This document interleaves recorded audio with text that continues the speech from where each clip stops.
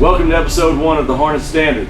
We're here to start unpacking what the Hornet Standard is, talk about our philosophy, and talk about really the sport of football as a platform that we use and as a calling in our lives.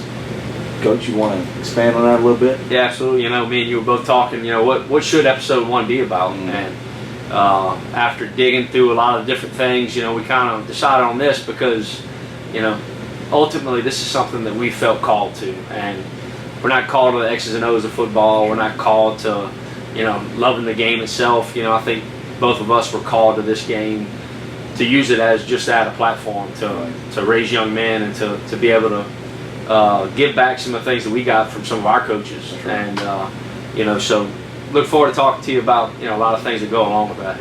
Absolutely. And I think me and you both have unique situations in the idea that we didn't start off setting out to be football coaches. No doubt.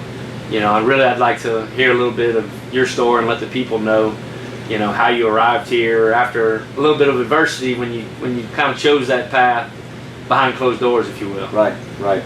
Yeah, I was a pre-med major, and what parents wouldn't like to hear that from their child, oh, you're going to be a doctor. But it was obvious to me early that that's not what I wanted to do. And I just started working with the youth at my church when I was about 20. And I just felt a calling to be working with kids. And a lot of stuff that I saw, there was this lacking of male leadership and masculine Christianity, if you will. It was lacking as far as I could see, in my opinion, whether that was right or wrong in 20 years old. But so it was like, wow, I need to do something with kids where I can pour into their lives. So I decided that coaching would be the way to go. Obviously my dad didn't think that was a good idea, but so I remained in my major. And long story short, I get to the end of my undergrad, and I'm thinking, how can I let my parents down softly? So I said, well, I'll go to dental school, because my dad was in the dental industry. And I think by then he kind of knew he wasn't dumb, so what's this guy doing? So yeah, that's cool, be a dentist. So I go to take the test to get into dental school at LSU, and they're playing Florida that day, and they stick us in a building that's, I guess you can hear Tiger Stadium from anywhere on campus, but we seem pretty close, and I'm hearing everything going on, and having been a football player, and I'm hearing this, and it's just, I'm getting goosebumps, and my blood is just boiling. I'm like, what am I doing here? Like, that's the arena that I need to be in.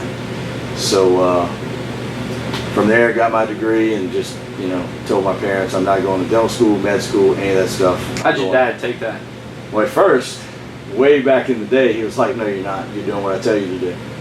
Second time around at the end, he just said, son, we want you to do what's going to make you happy and fulfilled, and you have our support and go do it. But when you're 21, 22, and you still kind of have that healthy fear of your father, like I thought I was a man around every other dude but my dad. Like, he could take me out pretty quickly. So it was good to hear that support from him. So I just dove in. 0 education courses, 0 experience, other than playing experience, no coaching experience, and just dove in and just learned on the fly and made mistakes and asked questions and tried to be a sponge. And the one thing I knew I had for me was I loved kids, I cared about them, and I could relate to them. All the other stuff I could figure out. Right. So that's how it happened for me. Well, you look back and 22, 23 years later, after having coached for that many years and been in a classroom teaching chemistry and physics at a high level at many different schools, I think about the blessing that you've been to so many student athletes, and the blessing that you are to our staff, man. If your dad wasn't sure about the career path that you chose, I can tell you he's proud now, because you certainly made your mark on a lot of kids' hearts and lives. Well, it's a calling, and if you're not called to something and you're not passionate about something, the results are going to eventually show that. And the more I go into this, the more I learn and know and understand it's not about me at all. And God's calling is on my life, and He has called me to do this, and so He has equipped me to do this. And the more I can get out of my own way, and the more that I can let Him lead and guide, the more kids are going to be impacted by Him through me. Your path. By Him through me. I didn't set out to be a football coach either. I set out to go and be a business owner, an entrepreneur. I moved from that to physical therapy, and I remember being in my apartment at McNeese, Louisiana. I was a walk-on that was a small fish in a big pond, and was getting humbled by life a little bit. And I remember I was reading The Purpose-Driven Life and by Rick Warren, and I remember clearly reading this one line that changed everything for me. And it said, you got to decide at some point in time whether you just want to impress people or you want to influence them.